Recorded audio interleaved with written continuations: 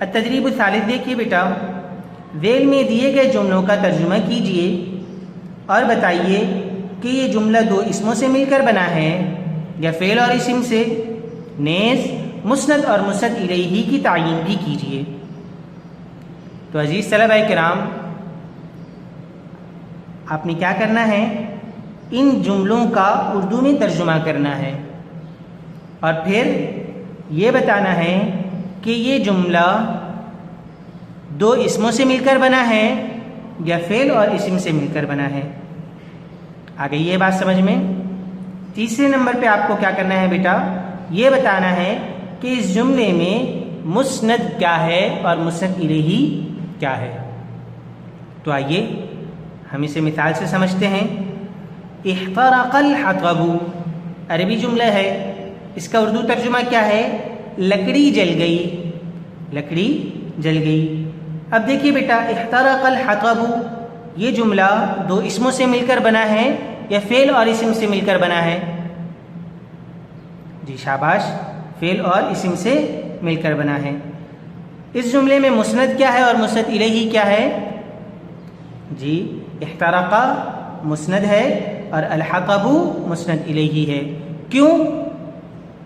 کیونکہ فعل کبھی بھی مسند الیہ نہیں بن سکتا، اور آپ نے یہ بھی پڑھا ہے کہ جملے میں دونوں جزءوں میں سے کسی ایک جز کا اسم ہونا ضروری ہے، اور مسند الیہ ہمیشہ کیا ہوتا ہے، اسم ہوتا ہے۔ لہذا احترق مسند ہے اور الحطب مسند الیہ ہے۔ ایک اور مثال ہم کر لیتے ہیں، بقیہ تین مثالیں آپ حل کیجیے گا۔ دیکھیے بیٹا، الشمس طالعۃ، الشمس طالعۃ، بتائیے الشمس کیا ہے؟ قرآن مجید میں یہ لفظ بارہا آیا ہے، آپ نے اس کا ترجمہ بھی پڑھ رکھا ہے۔ جی کسے کہتے ہیں الشمس؟ شاباش، سورج کو کہتے ہیں۔ اور طالعۃ نکلا ہوا ہے، بہت اچھے۔ اب آپ اس جملے کا اردو ترجمہ کیجئے۔ جی شاباش، سورج نکلا ہوا ہے، سورج نکلا ہوا ہے۔ بتائیے بیٹا، یہ جملہ الشمس طالعۃ دو اسموں سے مل کر بنا ہے یا فعل اور اسم سے مل کر بنا ہے؟ کیا کہا؟ شاباش، دونوں اسم ہیں اس جملے میں، تو یہ جملہ دو اسموں سے مل کر بنا ہے۔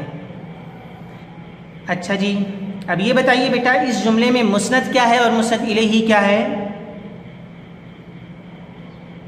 گڈ، ماشاء اللہ، الشمس مسند الیہ ہے اور طالعۃ مسند ہے۔ آپ کو کیسے پتہ چلا الشمس مسند الیہ ہے؟ کیونکہ اس جملے میں کس کے بارے میں بات ہو رہی ہے، کس کے بارے میں خبر دی جا رہی ہے؟ سورج کے بارے میں بات ہو رہی ہے، سورج کے بارے میں خبر دی جا رہی ہے۔ تو لہذا جملے میں جس شخص، جس چیز یا جس ذات کے بارے میں خبر دی جا رہی ہوتی ہے اسے کیا کہتے ہیں؟ مسند الیہ۔ شاباش۔ اور جو خبر دی جا رہی ہوتی ہے، جو بات بتائی جا رہی ہوتی ہے اسے کیا کہتے ہیں؟ مسند۔ شاباش۔ اب بیٹا ان کلمات کا ترجمہ دیکھ لیجئے اور پھر آپ ان کو حل کیجئے۔ عطشہ پیاسا ہوا، الزرع کھیت،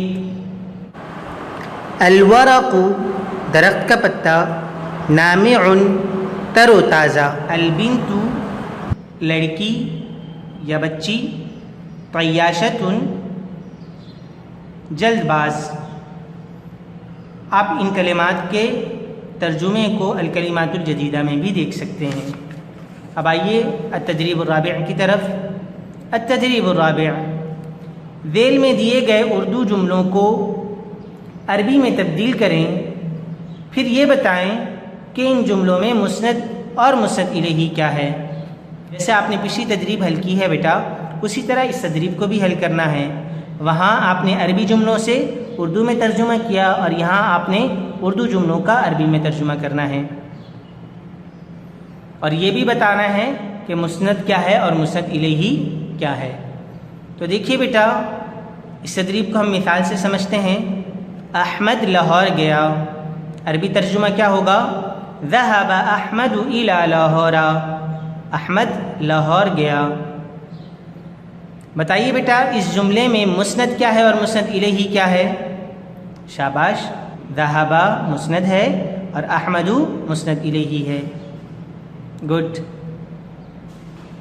دو جملے ہم اور حل کر لیتے ہیں اور دو جملے آپ نے حل کرنے ہیں، ٹھیک ہے؟ ان دو جملوں میں ہم آپ کو صرف عربی ترجمہ کر کر بتائیں گے، آپ نے یہ بتانا ہے کہ اس جملے میں مسند کیا ہے اور مسند الیہ کیا ہے۔ تو دیکھیے بیٹا، سورج طلوع ہوا، عربی میں ترجمہ کیسے کریں گے آپ؟ طلعت الشمس، سورج طلوع ہوا۔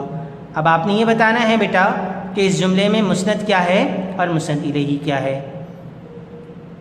دوسری مثال دیکھیے، گلاب کا پھول مرجھا گیا، اس جملے کا عربی ترجمہ کیا ہوگا بیٹا؟ ذبلت الوردۃ، ذبلت الوردۃ، گلاب کا پھول مرجھا گیا۔